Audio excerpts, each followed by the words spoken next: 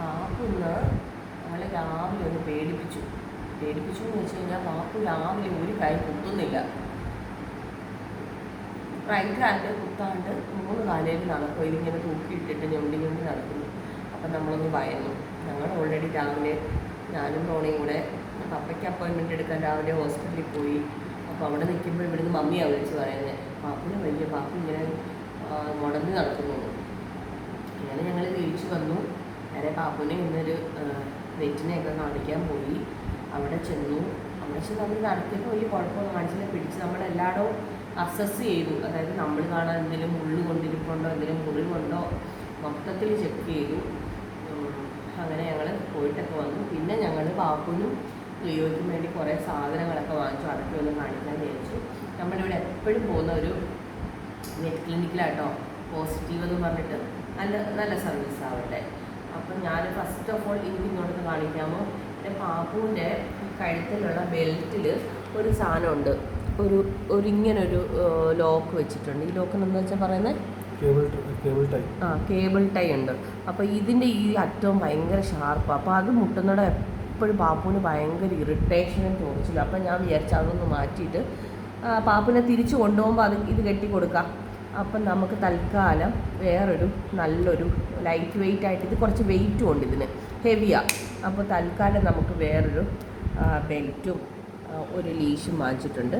അപ്പം പാപ്പുന് നമുക്ക് ലീഷൊന്നുമില്ല, അപ്പം ക്യാരി ചെയ്ത് പോകാൻ പറ്റുന്നതുകൊണ്ട്. പക്ഷെ ഞാനൊരു ലീഷും വാങ്ങിച്ചു, ഒരു ബെൽറ്റും വാങ്ങിച്ചിട്ടുണ്ട്. ഇതിന് കുറച്ച് വെയിറ്റ് ഉണ്ട്. അപ്പോൾ കുഞ്ഞല്ലേ, അല്ലാതെ അങ്ങനെയൊക്കെ പോകുമ്പോൾ നമുക്ക് ഇടാനോ എന്ന് വിചാരിച്ചിട്ട് ഞാൻ വേറെ വാങ്ങിച്ചിട്ടുണ്ട്. കാണിച്ചു കേട്ടോ, നല്ലതാണ്. ഇതാണ് ഈ പാപ്പുട്ടിൻ്റെ പുതിയ ബെൽറ്റ്. പാപ്പുട്ടിൽ തന്നെ ഞെടുത്തു, എൻ്റെ കഴുത്തിന് ഇത്രയും വലിയ ഭാരം വന്ന് പോയോന്ന്.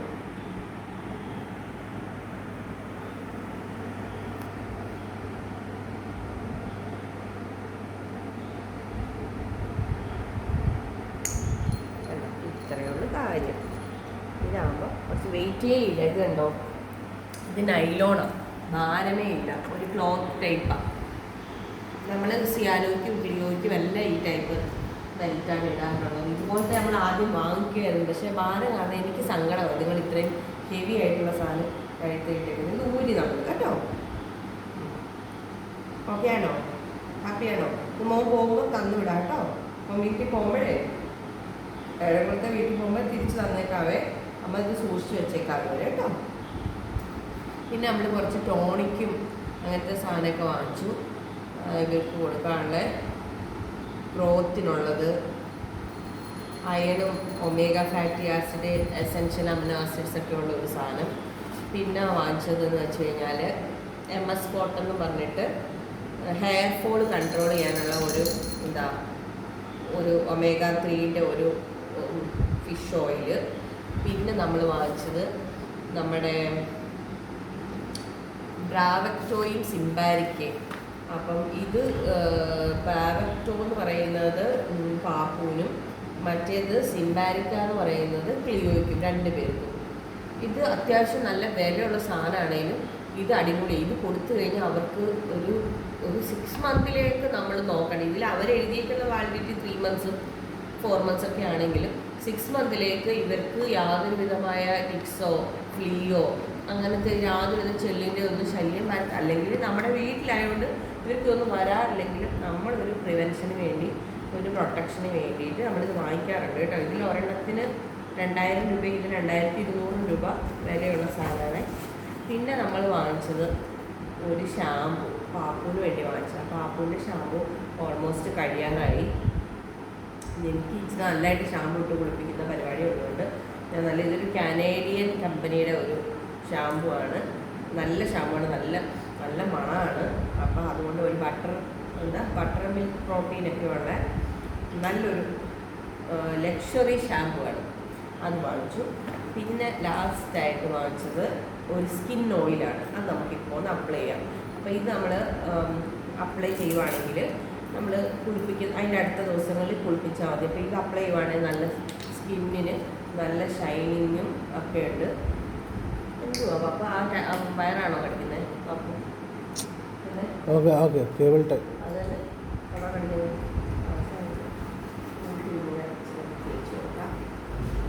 ഞാനല്ലാതെ നല്ല എന്താ വെർജിൻ കോക്കനട്ട് ഓയിലൊക്കെ ഉള്ളപ്പം അതാണ് ഇവരുടെ സ്കിന്നിന് കുളിക്കുന്നതിന് ഒരു ദിവസം മുന്നേ പരത്തി കൊടുക്കാറുള്ളത്. അപ്പോൾ അതൊക്കെ ഇല്ലാതിരിക്കുകയാണ്. പാപ്പുവിന് ഇവിടെ വന്നിട്ട് ഞാൻ ഒരു പ്രാവശ്യം അപ്ലൈ ചെയ്തിട്ടുണ്ട്. അങ്ങനെയൊക്കെ പരട്ടിയൊക്കെ വെച്ചിട്ടൊക്കെ നമ്മൾ കുളിപ്പിച്ചെടുക്കുമ്പോൾ ഭയങ്കര ഒരു ഷൈനിങ്ങാണ്. പാപ്പിനെ നമുക്ക് നാളെയോ മറ്റന്നാളോ വല്ലതും കുളിപ്പിക്കാം.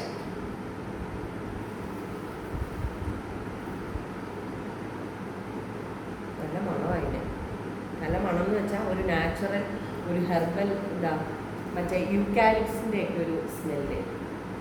അപ്പം ഇത് ഇവരുടെ തന്നെ പെറ്റ്സിന് വേണ്ടിയിട്ടുള്ള സാധനങ്ങളായിട്ടോ നമ്മളെല്ലാം ഉപയോഗിക്കുന്നത്. അല്ല നമുക്ക് ഉപയോഗിക്കുന്ന ഒന്നും ഞാനിവിടെ എൻ്റെ പിള്ളേർക്കൊന്നും ഉപയോഗിക്കാറില്ല.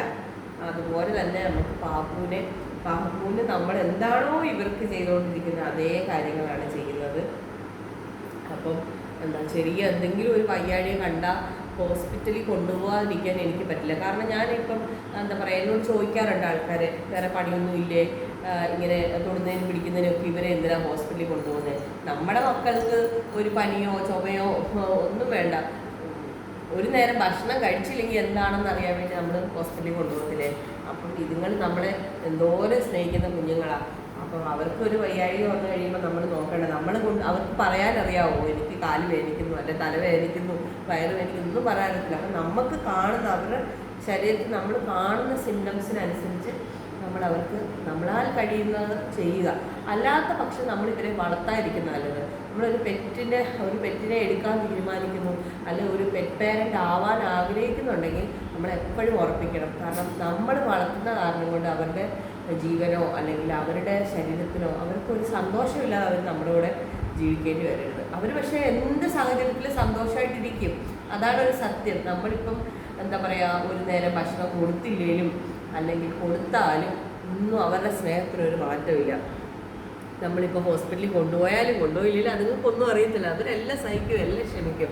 പക്ഷെ അങ്ങനല്ലല്ലോ, നമ്മളെ കൊണ്ട് പരമാവധി നമ്മളൊരു കുഞ്ഞിനെ നോക്കുന്ന പോലെ നോക്കാം എന്നുണ്ടെങ്കിൽ മാത്രമേ നമ്മളൊരു പെറ്റിനെ എടുക്കാവൂ. ഞാൻ എല്ലാവരെയും എടുത്തു പറയും. കാരണം ഒത്തിരി പേരുണ്ട് എടുത്തിട്ട് കുറേ നാൾ വളർത്തി കഴിയുമ്പം അവർക്ക് എന്തെങ്കിലും ഒരു അസുഖം വരുമ്പോൾ കൊണ്ട് വഴി കളയും.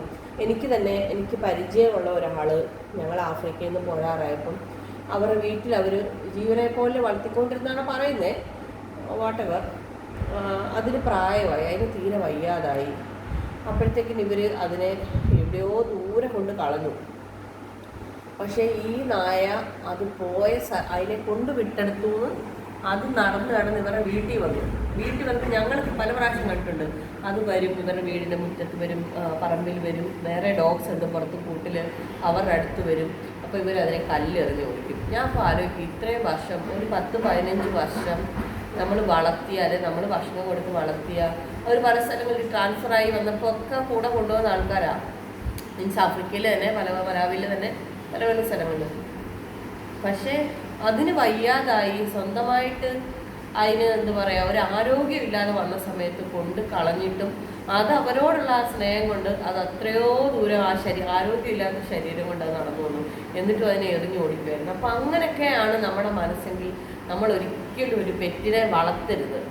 നമ്മളിപ്പം ഒരു പെറ്റിനെ നമ്മൾ വീട്ടിൽ വളർത്തിയില്ല, അല്ലെങ്കിൽ നമുക്കൊരു പെറ്റില്ല എന്ന് വെച്ച് ആരും നമ്മളെ ഒന്നും പറയില്ല. നിങ്ങൾക്ക് വളർത്തിക്കൂടെയെന്ന് ആരും ചോദിക്കുന്നില്ല, നിങ്ങളെന്താ വളർത്താത്തതെന്ന് ചോദിക്കത്തില്ല. പക്ഷേ നമ്മൾ ഒരു പെറ്റിനെ നമ്മൾ വളർത്തുവാണെങ്കിൽ നമ്മൾ തീർച്ചയായിട്ടും നമ്മൾ അതിന് വേണ്ടുന്ന കാര്യങ്ങളൊക്കെ ചെയ്യാൻ ബാധ്യസ്ഥരാണ്. നമ്മൾ അതിനെ നോക്കാൻ നമ്മുടെ ഉത്തരവാദിത്വമാണ്. അല്ലെങ്കിൽ പിന്നെ നമ്മൾ ഈ പറഞ്ഞ ഈ കുഞ്ഞുങ്ങളുടെ കാര്യമാണെങ്കിലും ഞാൻ എപ്പോഴും പറയും, കുഞ്ഞുങ്ങളുണ്ടാക്കുക എന്ന് വെച്ചാൽ ഭയങ്കര എളുപ്പമാണ്. ചിലപ്പം ഉണ്ടായി കഴിയുമ്പം നോക്കാൻ പറ്റാത്തവരായിരിക്കും കൂടുതൽ. അല്ലെങ്കിൽ അതിനെ ഒരു പ്രോപ്പറായിട്ട് നല്ലൊരു പാരൻറ്റിങ് കൊടുത്ത് നല്ല മക്കളാക്കി വളർത്തിയെടുക്കാൻ പലരും പരാജയപ്പെട്ടു പോകാറുണ്ട്. ഒരുപാട് പേര് നല്ല രീതിയിൽ വളർത്താറുമുണ്ട്. അപ്പോൾ അതുപോലെ തന്നെ ഒരു ഉത്തരവാദിത്വമാണ് നമ്മുടെ പെറ്റ്സ് എന്ന് പറയുന്നത്. നമ്മുടെ കുഞ്ഞുങ്ങളെ പോലെ നമ്മൾ കഴിക്കുന്ന എല്ലാ സാധനങ്ങളും ഇവർക്ക് കൊടുക്കാൻ പാടില്ല.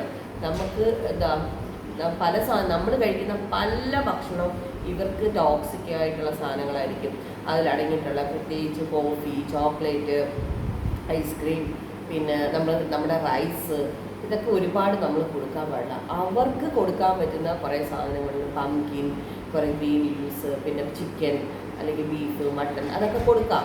എല്ലാത്തിൻ്റെയും അതിൻ്റേതായ ഒരു പോർഷൻ അനുസരിച്ച് വെജിറ്റബിൾസും ഒക്കെ അവർക്ക് കൊടുക്കണം.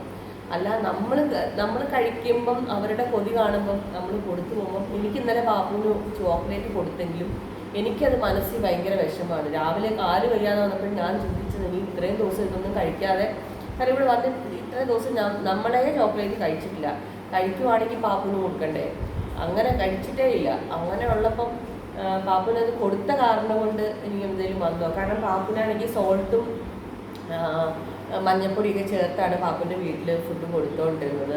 അപ്പം ഞാൻ ഇവിടെ വന്നേക്കിന് ആദ്യത്തെ കുറച്ച് ദിവസം മാത്രമേ അങ്ങനെ ചെയ്തുള്ളൂ. അല്ലാതെ കൊടുത്തിട്ട് പാപ്പു കഴിക്കുന്നുണ്ട്. ഉപ്പും മഞ്ഞപ്പൊടി ഒന്നും ഇല്ലാത്ത ഭക്ഷണം പാപ്പു കഴിക്കുന്നുണ്ട്. അപ്പോൾ അത് ഞാൻ ഒഴിവാക്കി. അങ്ങനെ എന്താ പറയുക, ഇവിടെ ക്ലിയോയ്ക്ക് ഉണ്ടാക്കുന്ന പോലെ തന്നെ അല്ല സിയാനയ്ക്ക് ഉണ്ടാക്കിക്കൊണ്ടിരുന്ന അതേ രീതിയിലാണ് ഇപ്പം ഞാൻ പാപ്പുവിന് കൊടുക്കുന്നത്. ഞാൻ ഇത്രയും പറഞ്ഞത് എന്താണെന്ന് വെച്ചാൽ, നമ്മൾ എന്താ പറയുക, വളർത്തുമ്പം നമ്മുടെ ഒരു കുഞ്ഞിനെ പോലെ വളർത്തുകയാണെങ്കിൽ അവർ നമ്മുടെ കുഞ്ഞുങ്ങൾ നമ്മളെ സ്നേഹിക്കുന്നതിനേക്കാൾ 100 ഇരട്ടി അവരുടെ ആയുസ്സുള്ളപ്പോൾ അത്രയും നാളും നമ്മളെ സ്നേഹിക്കും. ഞാൻ എല്ലാം നല്ല രീതിയിൽ കൃത്യമായിട്ട് നോക്കി വളർത്തിയിട്ടും എൻ്റെ സിയാന പോയി. എനിക്ക് ആ ദുഃഖം എനിക്കറിയില്ല, എൻ്റെ മരണം വരെ എനിക്ക് പോകുമെന്ന് എനിക്കറിയത്തില്ല. എപ്പോഴും അവൻ്റെ ഓർമ്മകളിലാണ് ഇപ്പം ഞാൻ ജീവിക്കുന്നത്. പക്ഷെ അവനെ ഞാൻ കേട്ടത് അവനൊരു ക്രോസ് ബ്രീഡായിരുന്നു. മറ്റേ മിനിയേച്ചർ ബിയേർഡ് കോലി ൻ്റെ ലുക്കും ഉണ്ട് അവനെ കണ്ടാൽ. എന്നാൽ ഈ ലാസാപ്സോൻ്റെ ടൈപ്പാണ് താനും. എന്നാൽ ലാസാപ്സോൻ്റെ വലിപ്പമല്ല. പാപ്പു എന്ന് വെച്ചാൽ കുഞ്ഞാണ്. സിയാലോ എന്ന് വെച്ച് കഴിഞ്ഞാൽ ഈ ഒരു സ്റ്റീപ്പോയിൽ കൊള്ളില്ല, ഭയങ്കര സൈസാണ്. അപ്പോൾ അവന് ക്രോസ് ബ്രീഡ്സിന് പെട്ടെന്ന് അസുഖം വരും അങ്ങനെയൊക്കെ പറഞ്ഞു. നമുക്കതൊന്നും അറിയില്ലായിരുന്നു. ഞാൻ ആദ്യമായിട്ടല്ല, ഇതിന് മുന്നേ ഞാൻ ആദ്യം ഒരു ചാർലിന്ന് പേരിട്ടിട്ട് ഒരു ഡോഗിനെ വളർത്തിയിട്ടുണ്ടായിരുന്നു. അത് ഞങ്ങൾ മലാവിയിൽ റോഡ് സൈഡിൽ നിന്ന് അഡോപ്റ്റ് ചെയ്തതാണ്. പക്ഷെ അവന് വന്നിട്ട് അവൻ കുറച്ച് നാളെ ജീവിച്ചുള്ളൂ. അവന് പറഞ്ഞ പോലെ നമുക്ക് കിട്ടുമ്പോൾ തന്നെ ഭയങ്കരമായിട്ട് വേം ഇൻഫെസ്റ്റഡ് ആയിരുന്നു. പിന്നെ ടിക്സും ഫ്ലീയും എല്ലാം ഉണ്ടായിരുന്നു. ഞാൻ ഒത്തിരി അതിനെ ഹോസ്പിറ്റലിൽ കാണിച്ചു, മെഡിസിൻ കൊടുത്തും എല്ലാം കൊണ്ട് നടന്നു. ഞങ്ങൾ കൊറോണ സമയത്ത് നാട്ടിലേക്ക് വരുന്നതിന് മുന്നേ നമ്മുടെ ഒരു വാച്ച്മാന് ഞാൻ അതിനെ കൊടുത്തിട്ടാണ് പോകുന്നത്. പക്ഷേ നമ്മൾ തിരിച്ചു വന്നപ്പോഴത്തേക്കിന് അത് മരിച്ചു പോയെന്ന് പറഞ്ഞു. അപ്പം ഞാൻ അത്രയും വളർത്തിയിട്ടില്ല. എന്നിട്ട് പോലും അതിന് ആ 1 മാസമൊക്കെ പ്രായമുള്ളപ്പോൾ അത് പാലൊക്കെ കുടിച്ചിട്ട് അതിന് വയറ് വേനിച്ചിട്ട് അത് ഛർദ്ദിക്കും. അപ്പം ഞാൻ അതിൻ്റെ കൂടെ ഇരുന്ന് കരയും. അത് വയറ് വേനിച്ചിട്ടാണെന്ന് എനിക്ക് ഫീൽ ചെയ്യും, കാരണം അതിങ്ങനെ കരയും. എന്തെങ്കിലും കഴിച്ചു കഴിയുമ്പോൾ അത് കരയും. അപ്പം ഞാൻ അതിൻ്റെ കൂടെ ഇരുന്ന് കരയുമായിരുന്നു. അത് ഛർദ്ദിക്കുമ്പോൾ എനിക്ക് ഭയങ്കര സങ്കടമായിരുന്നു. അത് പോയപ്പോൾ പിന്നെ എനിക്ക് കുറേ കാലം പിന്നെ എനിക്ക് ഇനി വളർത്തണമെന്നൊരു ഇതായിരുന്നു. പിന്നെ എനിക്ക് കുറേ റാബിറ്റ്സും ഗിനിപ്പിഗും ഒക്കെ ഉണ്ടായിരുന്നു. അങ്ങനെ അത് കാട അങ്ങനെയൊക്കെ ആയിരുന്നു ഞാൻ പിന്നെ ഓരോന്നിനും വളർത്തിയത്. പിന്നെ അതെല്ലാം കഴിഞ്ഞ് കൊറോണയ്ക്ക് നാട്ടിൽ വന്ന് നിന്നൊക്കെ പോയി, കുറേ എല്ലാം അങ്ങനെ ഇങ്ങനെയൊക്കെ അങ്ങ് പോയി. പിന്നെ അത് കഴിഞ്ഞ് അവിടെ നമ്മൾ പല ആൾക്കാരെയെല്ലാം ഏൽപ്പിച്ചിട്ടൊക്കെ വരുന്നത്. പിന്നെ ഒരു കുറേ നാളിന് ശേഷം ഇതുപോലെ ഞാനങ്ങ് ഭയങ്കരമായിട്ട് ഒറ്റയ്ക്കും, റോണി ഓഫീസിൽ പോയി കഴിയുമ്പോൾ ഞാൻ മാത്രമായി, മമ്മിയും കുറച്ചാൾ നാട്ടിൽ വന്ന് നിന്നപ്പോൾ തീർത്തും ഒറ്റയ്ക്കായപ്പം ഞാനിതുപോലെ ഞങ്ങൾ രണ്ടുപേരും ഇങ്ങനെ പറയും, നമുക്കൊരു ഡോഗിനെ എടുത്താലോ. അപ്പോൾ എപ്പോഴും പറയുമ്പോൾ ഞാൻ പറയാം, അല്ലേ വേണ്ട, നന്നായിട്ട് നോക്കിയില്ലെങ്കിലോ, നമ്മളെ കൊണ്ട് നോക്കാൻ പറ്റിയില്ലെങ്കിലോ അറിയില്ലല്ലോ, കാരണം വീണ്ടും വന്നൊരു അസുഖം വരുമോ, അങ്ങനെയൊക്കെ ചെയ്താലോ. പക്ഷേ ഇവൻ്റെ ഫോട്ടോയും ഇവൻ്റെ വീഡിയോയൊക്കെ അവർ അയച്ചു തന്നു ഇവരുടെ പേരൻസ്. അന്നേരം എനിക്ക് ഭയങ്കരമായിട്ട് ഇവനെ ഇഷ്ടപ്പെട്ടു. ഞങ്ങൾ ചെല്ലുമ്പോഴും എടുക്കാൻ ചെല്ലുന്നതും ഇവൻ്റെ കൂടെ ഉണ്ടായിരുന്ന വേറെ 2-3 പിള്ളേരുണ്ടായിരുന്നു. അവരെയൊക്കെ ഓരോരുത്തർ കൊണ്ടുപോയി. ഇവ മാത്രമായിരുന്നു ബാക്കി ഉണ്ടായിരുന്നത്. വാലയിലൊക്കെ കുറേ രോമമൊക്കെ പൊഴിഞ്ഞിരിക്കുകയായിരുന്നു. എനിക്ക് ക്ലിയോയെ കിട്ടിയപ്പോഴും അങ്ങനെ കിട്ടിയത്, വാലിൻ്റെ രോമമെല്ലാം പോയിട്ടാണ് കിട്ടിയത്. അതെനിക്ക് തോന്നി ഇവർക്ക് കുഞ്ഞുനാളിൽ അങ്ങനെ വരുന്നതാണെന്ന് തോന്നി. നമ്മൾ ഒരു കുഞ്ഞ് ബോക്സിൽ ഒരു ഇച്ചിരിയുള്ളൊരു കുഞ്ഞായിരുന്നു എൻ്റെ സിയാലോ. അവനൊരു കുഞ്ഞ് ബോക്സിലിട്ടാണ് വാങ്ങിച്ചുകൊണ്ട് പോയത്. അങ്ങനെ ഞങ്ങളുടെ കൂടെ ഈ ഒരു 4 വർഷം ഉണ്ടായിരുന്നു. അവൻ്റെ ഓർമ്മകൾ എപ്പോഴും ഞങ്ങൾ ചെറിഷ് ചെയ്യുന്നുണ്ട്. ഞങ്ങളവനെ ഒരുപാട് മിസ് ചെയ്യുന്നുണ്ട്. എന്താ പറയുക, ഞങ്ങൾക്ക് ഒത്തിരി സ്നേഹം തന്നിട്ട് ഒത്തിരി നേരത്തെ പോയി. അപ്പം ഞാൻ ചിന്തിക്കും, കുറേ കൂടെ നമ്മൾ ഹെൽത്തി ആയിട്ട് ഈ അടുത്തിടയ്ക്ക് അവൻ ഒരുപാട് ചോറ് കഴിക്കുമായിരുന്നു. അപ്പോൾ എൻ്റെ സൈഡിൽ നിന്ന് ഒരു മിസ്റ്റേക്ക് വന്നതെന്ന് വെച്ചാൽ, അവൻ്റെ ഈ വിശപ്പ്, അവൻ ഈ ഭയങ്കര ആർത്തി കാണിക്കുമ്പം വിശന്നിട്ടല്ലേ എന്നുള്ള ഇതിൽ ഞാൻ കുറച്ച് ക്വാണ്ടിറ്റിയൊക്കെ അങ്ങ് കണ്ണടച്ച് കുറച്ച് കൊടുത്തു എന്ന് പറയാം സത്യത്തിൽ. അതേസമയം മലാവി ഇരിക്കുമ്പോൾ അവൻ അങ്ങനെ കഴിക്കില്ല. ഒരു നേരം നമ്മൾ ലഞ്ചായിട്ട് കുറച്ച് ചോറും അതിനകത്തിൽ മീറ്റും ലീവ്സും പംകിൻ ലീവ്സോ അല്ലെങ്കിൽ പംകിനോ അങ്ങനെ പല സാധനങ്ങൾ മിക്സ് ചെയ്ത് നമ്മളൊരു ബിരിയാണി പോലെ വെച്ച് കൊടുത്തു കഴിഞ്ഞാൽ അവനത് ഉച്ചയ്ക്ക് ഒരു 1/4 ഭാഗം കഴിച്ചിട്ട് 1/4 ഭാഗം വെക്കും നൈറ്റ് കഴിക്കാൻ. അപ്പോൾ അത് മതി. അതിൻ്റെ ഇടയ്ക്ക് നമ്മൾ കുറച്ച് പെഡിഗ്രിയോ ഒരു കൈ എന്തെങ്കിലും ബിസ്ക്കറ്റോ എന്തെങ്കിലും കൊടുക്കും. വേണമെങ്കിൽ കഴിക്കും, ചിലപ്പോൾ അത് കഴിക്കുകയില്ല. പിന്നെ ഒരു പ്രായം ആയപ്പോഴത്തേക്കിന് 1 വയസ്സൊക്കെ ആയപ്പോഴത്തേന് പിന്നെ എഗ്ഗ് വേണ്ട, മിൽക്ക് വേണ്ട, ഒന്നും നമ്മൾ കൊടുത്താലും കഴിക്കില്ല. കൊടുക്കാനും പാടില്ല എന്നാണ് പറയുന്നത് മിൽക്കൊക്കെ. പിന്നെ അങ്ങനെ അവന് അങ്ങനത്തെ എല്ലാ എന്താ പറയുക ഇടയ്ക്കുള്ള സ്നാക്കിങ്ങും അതും ഇതെല്ലാം നിർത്തി. 1 വയസ്സ് വരെ ഞാൻ എന്ത് കഴിച്ചാലും വേണം, അങ്ങനെയായിരുന്നു. ഞാൻ വായനക്കുമ്പോൾ എല്ലാം വന്ന് നിൽക്കും, ഞാൻ കൊടുക്കില്ല. അല്ലെങ്കിൽ ഞാൻ കഴിച്ചുകൊണ്ടിരിക്കുന്ന സാമ്പാറിനകത്ത് ക്യാരറ്റോ അങ്ങനത്തെയൊക്കെ സാധനം പെറുക്കി കൊടുക്കും. ഐസ്ക്രീമൊക്കെ കൊടുക്കുമ്പോൾ ഒത്തിരി വന്ന് കൊതി കാണിക്കും. അപ്പം ഞങ്ങൾ അതിലൊന്ന് തൊട്ടിട്ട് ഇങ്ങനെ ഒരു നുള്ളു കൊടുക്കുമായിരുന്നു. പിന്നെ എന്താ എല്ലാം നല്ലതായിട്ട് നോക്കി. പക്ഷെ ഇവിടെ വന്നു കഴിഞ്ഞതിന് ശേഷം അവനാണെങ്കിൽ ഒറ്റയ്ക്ക് ഞങ്ങളുടെ കൂടെ നിന്നിട്ട് ഇവിടെ വന്നപ്പോൾ ഞാൻ ഓൾറെഡി ക്ലിയോനെ ഇവിടെ എടുത്തു. പിന്നെ ഇപ്പോൾ പാപ്പു വന്നു. അങ്ങനെ പല അവന് കിട്ടിക്കൊണ്ടിരുന്ന സ്നേഹവും ഷെയർ ചെയ്തു പോന്നു. പിന്നെ എപ്പോഴും എൻ്റെ കൂടെ കിടന്നുകൊണ്ടിരിക്കുന്ന ആളായിരുന്നു.